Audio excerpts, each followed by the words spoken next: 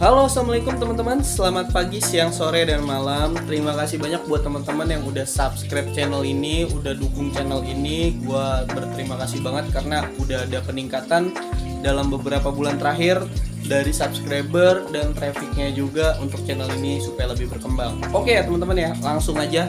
Kali ini gue mau bahas bagaimana menjaga atau tips membuat Chanamaru agar badannya itu proporsional ya teman-teman ya. Jangan sampai di skip-skip, tonton channel ini terus sampai habis ya teman-teman.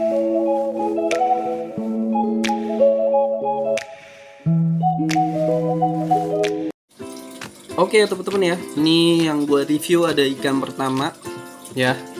Kenapa gue review YS ini sebagai ikan pertama dalam channel ini ya? Jadi ini buat suatu perbandingan ya teman-teman ya. Jadi ini ikan menurut gua badannya lumayan proporsional ya teman-teman ya, karena ini ikan kita taruh di tank ya, kurang lebih nih tank 40 ya, 40 nih ukuran 40 20 40 20 30. Nah jadi tips yang pertama, perhatiin juga kalau misalkan memang cana kalian itu nggak mau obesitas, kalau selain kasih makan yang terlalu berlebih, penggunaan tanknya juga itu lumayan harus diatur ya teman-teman ya. Diaturnya dalam arti biar cepet sorry. Jadi biar cana kalian itu tidak melar atau cana kalian tidak membentuk menyerupai lontong. Jadi penggunaan tank juga perlu dipikirin juga ya teman-teman ya. Jangan sampai terlalu besar karena itunya bisa membuat cana kalian itu cepat besarnya dan juga obesitas juga ya teman-teman ya. Jadi settingan tank juga berpengaruh juga ya teman-teman. Nah ini ada contoh di sampingnya, ada orange riau, size-nya kurang lebih 11-12 ya, sama ya seperti YS yang barusan, tapi ini sorry teman-teman, tanknya agak sedikit buram, jadi ini badannya terlihat lebih gemoy atau lebih seksi ya. Nah ini salah satu bukti kalau misalkan pakan hidup atau pakan basah itu lumayan berpengaruh juga nih buat badan si Chanamaru kita juga nih teman-teman ya. Ini awalnya itu gue kasih full pakai pakan hidup, khususnya gue kasih pakai kecoa dubia. Jadi tips agar cana kalian tidak gemoy itu untuk penggunaan pakan tuh lebihnya tuh dikontrol ya teman-teman ya. Kalau misalkan memang penggunaan pakan kering seperti pelet ataupun seperti udang kering, maggot kering, itu dimana lemak dari si pakan ini tidak begitu banyak ya. Jadi apalagi kalau misalkan memang banyak kandungan dari ada banyak kandungan dari spirulinanya atau enggak dari ekstrak sari kacang panjang dari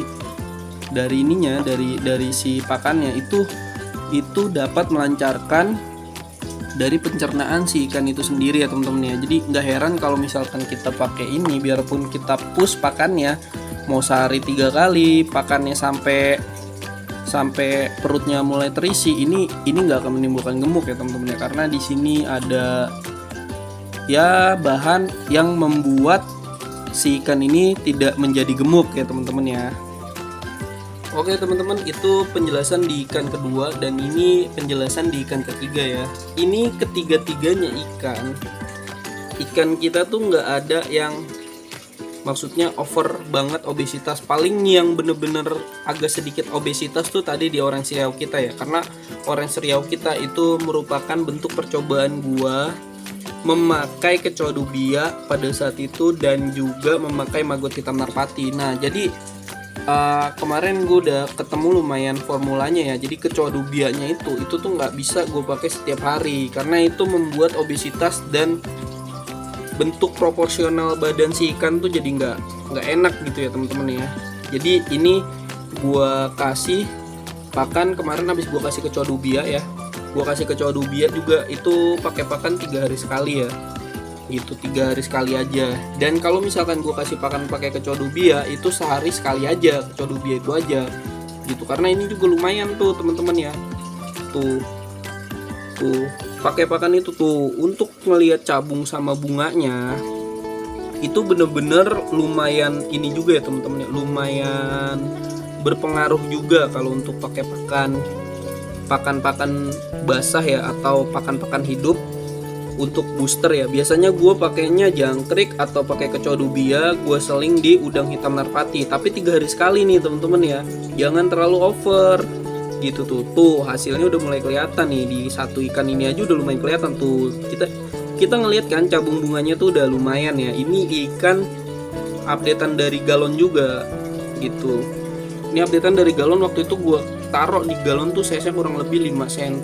Wah enggak deh, 8 ya, 8-9 cm itu udah gue taruh di galon ya. Gue taruh di galon sekitar 2 bulanan, lumayan bercabung. Nah ini gue masukin ke tank, terus gue pakai pakan udang hitam ya teman-teman ya.